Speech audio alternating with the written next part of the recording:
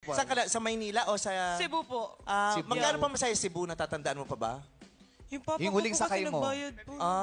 Papa niya ang nagbayad. Yun, Alam mo kung buong bakit? jeep binayaran ng papa mo. I feel like ano po, like 12. 12 pesos. Opo. Oo. Ikaw, Right? Kai. Ako recently, senior high. Talaga? Oo. Saan? Sa Cebu din. Taga Cebu din ako Magkano pamasahe? Sana pareho kayo para hindi na... Kasi nakakatakot kung kapareho mo pamasahe yung dumagete, ha? Ibig sabihin, lumampas ka ng boundary, girl. Okay. 15. 15. Pesos. Ikaw 12. Baka kinandong ka ng tatay mo. Layo. Anong best experience mo sa jeep? Best experience.